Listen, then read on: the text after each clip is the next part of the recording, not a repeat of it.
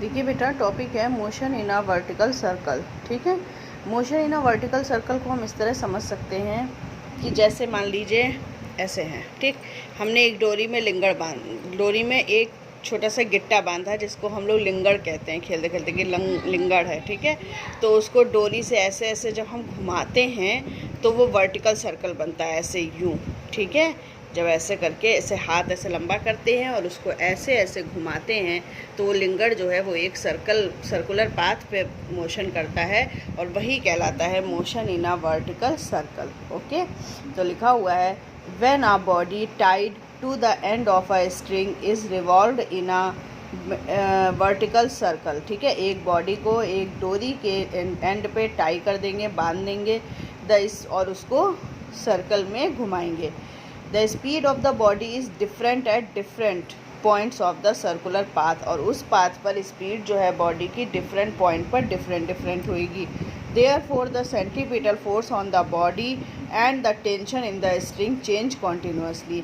और उस circular motion पे जब इस तरह से वर्टिकल सर्कुलर मोशन होगा तो उसमें जो सेंट्रीपिटल फोर्स लगेगा और डोरी की स्ट्रिंग मतलब तनाव वो भी क्या होगा, चेंज होता रहेगा। ठीक, अब ये देखिए डायग्राम है, ये एक डोरी है जिसकी लेंथ कितनी है, L। ठीक है, और जब हम यहाँ से इसको घुमाएंगे तो यही L लेंथ क्या हो जाएगी, रेडियस बन जाएगी वर्टिकल सर्कल की, है ना। तो ये डोरी की लेंथ हो गई L। ठीक, अब मान लीजिए कि यहाँ पर ये B पॉइंट से हम घुमाना शुरू करते हैं, एकदम नीचे हॉरिजॉन्टल से रखे हुए हैं, लटकाए हुए हैं, यहाँ से हम घुमाना शुरू करते हैं। घुमाते समय ये किसी पॉइंट P पर आता है, घूमते घूमते P पॉइंट पर आता है। अब P पॉइंट पर देखो ये टेंशन T जो है डोरी की इधर अंदर की ओर लगेगी। ठीक, सेंट्रीपिटल फोर्स भी हमारा अंदर की ओर लगेगा। ठीक है, और वेट mg नीचे की तरफ लगेगा। mg को दोनों उसके कंपोनेंट में डिवाइड कर दिया, mg cos थीटा और ये mg sin थीटा, और वेलोसिटी v। ठीक है, और ये L है। ठीक, तो ये यहाँ से हमने ऐसे परपेंडिकुलर ड्रॉ किया तो ये जो ट्रायंगल बन जाएगा इसमें जो है ये L, तो ये भी हमारी क्या होगी, डोरी की लंबाई है, ये भी तो L होगी भाई, ये भी तो रेडियस है, तो ये यहाँ से यहाँ तक हो जाएगी L cos थीटा। ओके, अब ये इधर की ओर घूमना शुरू कर रहा है, किसी समय ये पॉइंट A पर आएगा, B से चल कर के A पर आएगा। ठीक है, तो अब हम क्या करते हैं, सबसे पहले हम इक्वेशन बनाते हैं। ठीक, जैसे कि ये यहाँ पर डायग्राम से इक्वेशन बनाते हैं। कैसे बनेगी इक्वेशन, देखो ये T इधर है, mg cos थीटा इधर है और F भी इधर है, तो आ जाएगी T minus mg cos theta. T की रिस्पेक्ट में बना रहे हैं, T इधर, mg cos थीटा इधर, इसलिए T minus mg cos theta equal to F भी हमारा इधर है। ठीक है, और F को हम क्या लिख सकते हैं, mv स्क्वायर अपॉन L, क्योंकि ये सेंट्रीपिटल फोर्स है, L क्या है, रेडियस। ठीक, ये हम लिख सकते हैं, यही इक्वेशन देखिए यहाँ पर बनाई गई है, T minus mg cos theta equal to mv square upon L। तो यहाँ से T equal to mv square upon L plus mg cos theta हो जाएगा। ओके, अब अगर हम पॉइंट A की बात करें, ठीक है, डोरी जो है वो यहाँ से मान लीजिए यहाँ से घूमना शुरू हुई है B से, और घूमते घूमते कहाँ पहुँच गई, A पर, तो वो कितना एंगल चल गई, 180 डिग्री। यहाँ से यहाँ पहुँची ना, तो कितना एंगल घूमी, 180 डिग्री। ठीक, तो देखिए यहाँ पर अगर हम पॉइंट A की बात करें तो T की जगह पर हमने TA लिख दिया, mva square upon L plus mg cos 180 degree, तो TA की वैल्यू ये आ जाएगी। ठीक, अब देखो जैसे ही डोरी ऊपर की ओर जाती है, इस डायग्राम में देखो जैसे ही डोरी ऊपर की ओर जाएगी स्पीड जो है वो क्या होगी, डिक्रीज़ होती जाएगी, है ना, धीरे धीरे कम होती जाएगी, क्योंकि ग्रेविटी क्या होती है, अपनी तरफ बॉडी को खींचती है, इसलिए ऊपर जाने पर स्पीड कम होती जाएगी। और जैसे ही इस पॉइंट को ये क्रॉस करेगी, इसका टेंशन क्या हो जाएगा, जीरो।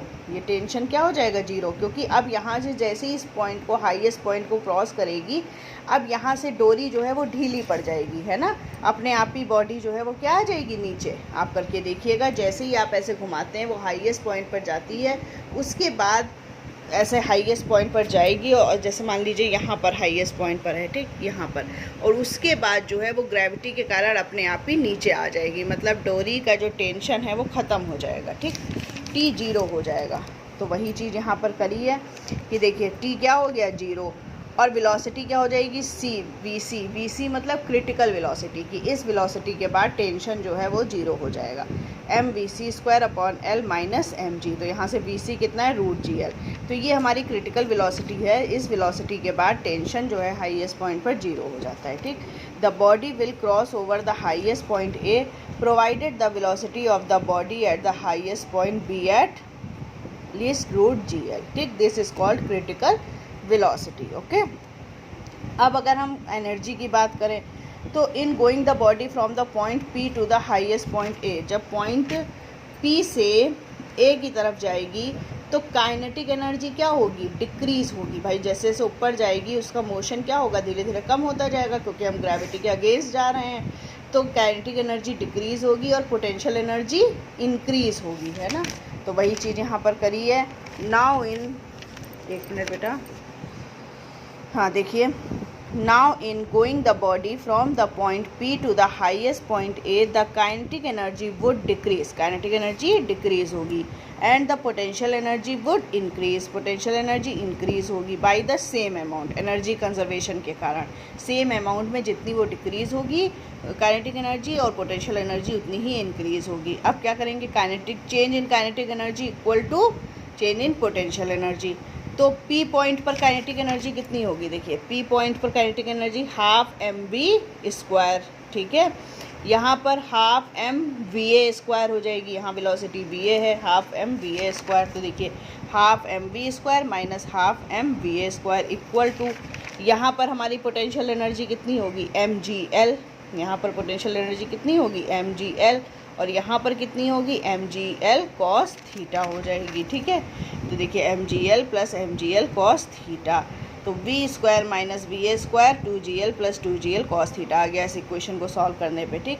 फिर हम जानते हैं कि वी ए जो है वो किसके बराबर हो जाती है, वी सी के, है ना। जैसे ही ए पॉइंट क्रॉस होता है, जैसे हाईएस्ट पॉइंट ए क्रॉस होता है, वी ए किसके बराबर हो जाती है, वी सी के, और वी सी की वैल्यू कितनी है, रूट जी एल है।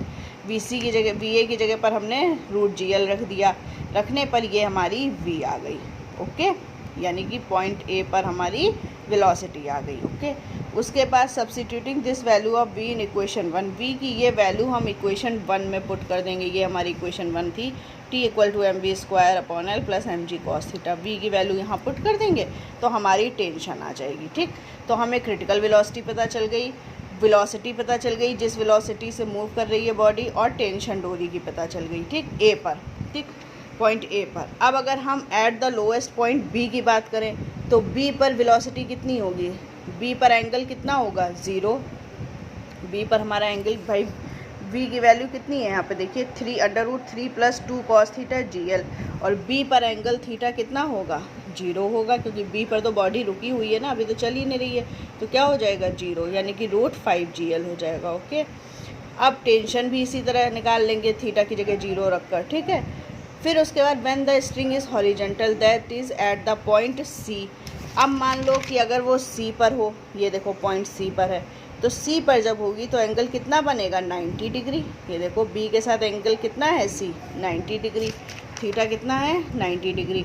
अब velocity of the body v c कितनी हो जाएगी, थीटा की जगह 90 रख देंगे, ये हो जाएगी सी पॉइंट पर, ठीक है। फिर हाईएस्ट पॉइंट ए की अगर हम बात करें तो ए पर एंगल कितना होगा, देखो ए पर बी के रिस्पेक्ट में एंगल कितना हो जाएगा, 180, ठीक है।